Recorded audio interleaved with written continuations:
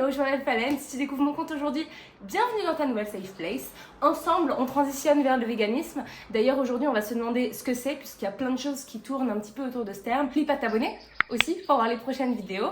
Et on commence avec la définition simple, bête, basique du végétalisme qui rentre dans le véganisme. Parce que le véganisme, c'est vraiment tout un mode de vie finalement, alors que le végétalisme, c'est vraiment le fait de consommer uniquement des produits végétaux, donc, qui ne viennent pas des animaux, donc tout ce qui pousse dans les arbres, tout ce qui pousse dans le sol. Quand on est vegan, on ne consomme pas la chair des animaux, on ne consomme pas ce que produisent les animaux, donc tous les œufs, le lait, le miel, ce genre de choses. Pourquoi on ne consomme pas de lait? Ça peut paraître fou pour beaucoup de personnes. On a la sensation qu'on ne va pas tuer une vache pour lui voler son lait. C'est pas tout à fait faux, on va pas prendre la vache, la tuer, lui voler son lait et le vendre, ça se passe pas comme ça. Par contre, elle va souffrir toute sa vie. On l'insémine artificiellement. Qu'est-ce que c'est l'insémination? C'est le fait de la faire tomber enceinte pour qu'elle ait un veau, pour qu'ensuite elle produise du lait et ainsi qu'on puisse nourrir les humains. Son veau va être de toute façon retiré à la naissance, elle va pas vraiment en voir la couleur. L'éleveur a sa vache, il l'insémine artificiellement de cycle en cycle, elle a des veaux, plusieurs. Elle donne du lait plusieurs fois, longtemps, toute sa vie, et une fois qu'elle donne plus assez de lait, elle part où? À l'abattoir. Le véganisme retire toute forme d'exploitation animale, de près ou de loin. Donc l'idée, c'est de ne pas les exploiter, de les laisser vivre. Alors, on élargit un petit peu le débat, mais parfois, certaines personnes vont se dire « Ouais, mais si on remet les vaches dans la nature, elles vont pas réussir à survivre. » C'est pas vraiment ça le but non plus. Le but, c'est pas de relâcher toutes les vaches qui existent aujourd'hui, c'est le fait de ne plus faire naître. Tout simplement, on les laisse à l'état sauvage pour celles qui y sont déjà, et pour celles qui sont actuellement dans les élevages, simplement on ne les renouvelle pas. Ça me fait très mal de dire ça parce que généralement on renouvelle un stock. Là on parle d'êtres vivants, d'êtres sentients, qui ressentent quelque chose, qui ont une conscience comme toi, comme moi. Donc le but c'est simplement de ne pas renouveler les stocks, si on peut dire ça comme ça. Oui, mais Phalène, dans le lait, il y a du calcium, il y a plein de nutriments, etc. etc. C'est vrai, il y a beaucoup de nutriments, il y a aussi beaucoup de choses qui nous sont néfastes dans les produits d'origine animale, il n'y a pas que des bonnes choses, et c'est pareil pour le règne végétal. Il y a des choses qui sont un petit peu contraignantes, dirais-je, mais il y a aussi beaucoup de bonnes choses. Si on élargit son panel de consommation dans le monde végétal, alors on aura tous les nutriments. Et effectivement, si tu manges des pâtes avec du faux fromage, tu n'auras pas tous les nutriments. De même que si tu enlèves juste le steak de ton alimentation, tu n'auras pas tous les nutriments non plus, puisqu'il va te manquer une grosse partie de protéines. Donc c'est super important de ne pas juste faire comme tu faisais avant, mais avec du végétal, ou juste retirer un truc, parce que tu vas manquer. C'est important de réapprendre son assiette et c'est ça qui peut être le plus dur. On retrouve tous les nutriments dans le monde végétal. Quel aliment a des antinutriments, etc. Ça, j'ai été obligée quand même de le savoir pour pouvoir faire en sorte et avoir des plats qui soient bien équilibrés. La B12 ne se trouve pas dans le règne végétal. Oui, mais Phalène, si tu prends un cachet de vitamine B12, c'est pas hyper naturel. Non. C'est pas hyper naturel. Il faut simplement savoir que les animaux d'élevage sont complémentés en vitamine B12 pour que toi ensuite tu puisses justement le consommer et avoir ta dose de vitamine B12. C'est pas très naturel non plus. C'est pas grave non plus. Enfin, si on parle que de ça, le fait que l'animal soit complémenté en B12 c'est pas naturel, mais ça ne dérange personne. Et puis on le sait même pas d'ailleurs. Est-ce que là on trompe pas le consommateur? Je ne sais pas. De mon côté, je prends celle-ci, c'est la Natrol. Alors attention, toutes les vitamines B12 ne sont pas véganes. Parfois il peut y avoir des protéines de lait ou poudre de lait. C'est pas souhaitable à mon sens. Donc je me suis tournée vers celle-ci. Elle est super pratique parce que j'ai pas besoin de la prendre tous les jours. Je la trouve très bonne. Elle est au cassis ou quelque chose comme ça. Pas du tout. Elle est à la fraise.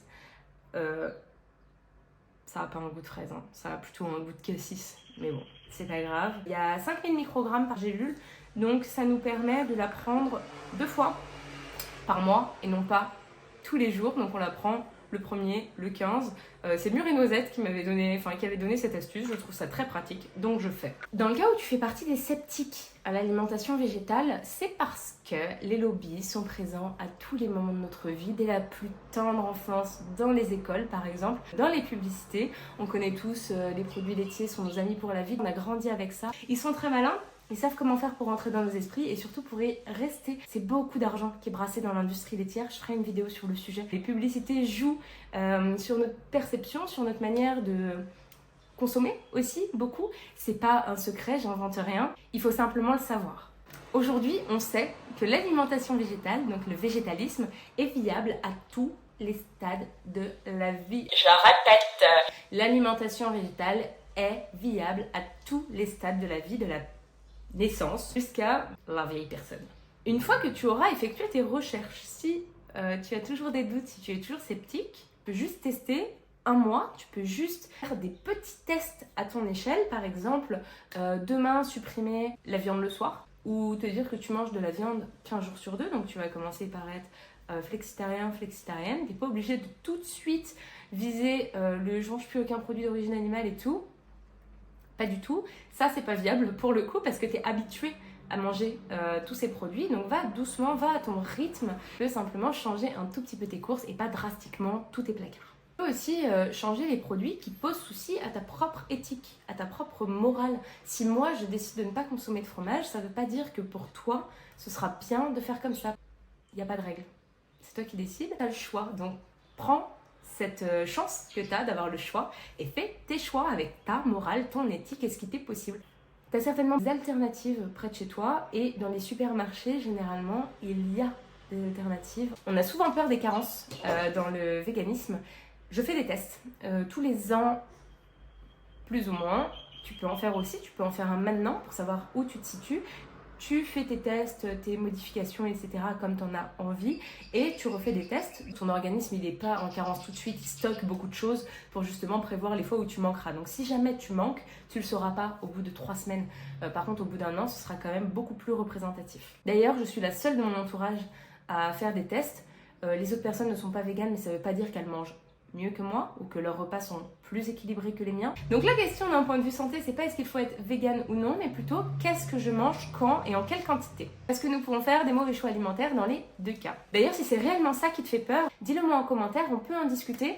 Je t'ai dit que je t'aidais à transitionner vers le végétal. Toujours lié à l'alimentation, se pose la question des boissons. Alors là, tu vas me dire, mais ça devient trop compliqué si on doit faire attention même à ce qu'on boit, au moindre jus de fruits et tout. Oui, jus de fruits, je dis pas ça au hasard. Dans le processus de collage, qu'on peut aussi appeler le processus de clarification, le fait de filtrer en fait, qui va un peu être dans le jus, dans le vin, dans la bière. Ils vont utiliser des techniques de collage qui utilisent du blanc d'œuf ou de la colle de poisson, mais pas toujours, c'est même rare. C'est pour ça que des fois on voit des vins estampillés vegan, on se demande un petit peu pourquoi, ouais mais il n'y a pas de viande dans le vin, mais il n'y a pas que la viande, le véganisme ça touche vraiment à tout. On n'a pas besoin que les personnes soient parfaites. Ce qui est suffisant, c'est que tout le monde fasse un petit peu attention et sache exactement ce qu'il ou elle fait, ce qu'il ou elle consomme. On en parlait pendant des heures, mais je pense qu'on a fait le tour de la question en ce qui concerne le végétalisme. Maintenant, étendons le sujet au mode de vie vegan en général, car les animaux sont pris à partie pour tous nos plaisirs personnels. Par exemple, les activités comme le zoo ou l'aquarium. Alors j'entends tout à fait que ce soit un moyen simple pour observer ces animaux-là, mais on sait tous qu'ils ne sont pas du tout dans leur état naturel. Ils sont enfermés, ces animaux. Ils n'ont pas les bonnes réactions, ils n'ont pas les bons réflexes. Et ils développent des troubles liés justement à leur enfermement. Non plus, j'ai pas les sous pour aller faire un safari en Afrique qui serait selon moi le meilleur moyen pour observer des animaux dans leur état naturel. Je suis partie en Australie il y a quelques semaines, donc j'ai eu la super chance de voir des wallabies. J'ai pas besoin de voir des lions enfermés dans une cage. Alors que dans leur état naturel, ils ne feraient pas du tout la même chose. Ça n'a pas de sens. Regarde bien, on a juste été habitués à faire ça depuis qu'on est tout petit. Mais ça ne veut pas dire que c'est quelque chose de bien. Il y a plein de choses qu'on faisait depuis la nuit des temps. Et pour autant, c'était pas justifié. Plein de choses qu'on ne voit pas dans notre quotidien et on se contente de les voir à la télé. Et ça nous suffit. Je pense à des peuples éloignés qu'on ne voit qu'à la télé, dont on n'aurait jamais entendu parler s'il n'y avait pas eu ce moyen de communication. Ou des paysages, par exemple. J'ai jamais été voir le Grand Canyon, mais c'est pas si grave. Bon, je vous parle même pas des cirques où les animaux sont maltraités, mais il y a aussi d'autres activités un petit peu comme ça, comme le fait de monter sur les éléphants, le fait de faire une photo de très proche avec un lion, ou le fait de monter sur des chameaux par exemple. J'ai habité à Malte pendant un moment, c'est pas rare du tout de voir des touristes qui utilisent les calèches à Malte pour se déplacer, un petit peu comme on utiliserait un bus ou un taxi. Je trouve pas ça correct du tout. Il fait très chaud à Malte pendant la saison haute et les animaux n'ont pas un vrai accès à l'eau et souvent ils sont maltraités aussi par leur chauffeur et c'est pas rare à Malte de voir un cheval qui se balade ensemble. Il n'y a vraiment pas besoin d'exploiter les animaux pour voyager, bien au contraire. Le véganisme, c'est aussi prêter attention à quels vêtements on choisit, donc le cuir, la laine, la soie. La soie, ça vient souvent des vers à soie, ils sont ébouillantés vivants, tout simplement. Je conviens que le cuir, ça dure longtemps, mais tout dépend de comment on prend soin de nos affaires. J'ai des chaussures en caoutchouc depuis plus de 4 ans, elles sont encore très blanches, elles vont encore très bien, parce que j'en prends soin. À l'époque, les moutons ne développaient pas autant de laine, ils ont été modifiés génétiquement par l'être humain pour pouvoir justement se servir de sa laine. À la base, ils ont clairement pas besoin de nous. J'ai encore dans mes placards des vêtements qui collent pas à ma morale, j'ai pas envie de les jeter, il y en a beaucoup que j'ai donnés, mais j'attends surtout qu'ils ne soient plus utilisables et je n'en rachèterai pas. Une autre catégorie serait les cosmétiques. On ne fait pas forcément attention à tout ça, mais des sous-produits d'origine animale peuvent être utilisés. Je pense au carmin pour la couleur rouge, je pense à la glycérine dans les savons qui est souvent végétale, mais parfois animale. Les produits peuvent parfois être testés sur les animaux. Donc il y a deux logos à connaître, le cruelty free et le vegan. Il y a énormément de marques aujourd'hui qui proposent le logo vegan et le logo cruelty free. Ils sont pas forcément si chers que ça. Là, je vous ai montré un après-shampoing qui est bio. Celui-ci, il m'a coûté un petit peu cher parce que je crois qu'il m'a coûté 20 €. Par contre, cet après-shampoing, je l'ai depuis 4 mois et il m'en reste encore pas mal. Il doit être à là, quelque chose comme ça. J'ai encore de quoi faire pour quelques semaines, quelques mois. Avant, j'utilisais des produits que j'achetais sur Mademoiselle Bio. Je trouvais ça très accessible. C'était des produits qui pouvaient coûter moins de 10 € pour un produit qui était vegan, qui n'était pas testé sur les animaux et qui était bio.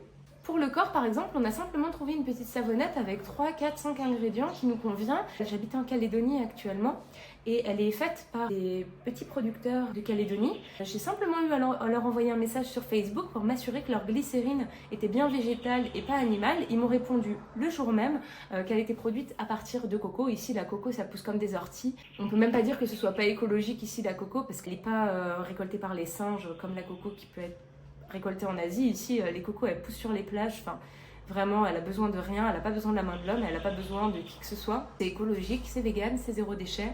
C'est parfait. La question se pose aussi pour les produits ménagers. J'utilisais la marque de grande surface L'Arbre Vert pour beaucoup de produits. Ça semblait être la seule marque qui avait une morale un petit peu plus poussée que les autres. Ils faisaient beaucoup de produits véganes et beaucoup de produits qui étaient non testés sur les animaux justement. Il suffit en grande surface de tourner le produit, de regarder les logos et vous voyez, je ne comprends rien à la liste d'ingrédients des produits ménagers. Pour autant, heureusement que ces logos existent, ils m'aident beaucoup. Pour moi, le véganisme, ça va beaucoup plus loin. C'est vraiment un mode de pensée, un mode de vie au quotidien. Globalement, c'est le fait d'être juste envers tous les êtres vivants, que ce soit les animaux humains ou les animaux non humains. Par exemple, je peux pas me taire si je vois un enfant qui est en train de shooter des pigeons ou en train de jeter des cailloux à une mouette. L'idée, selon moi, c'est simplement de le rappeler.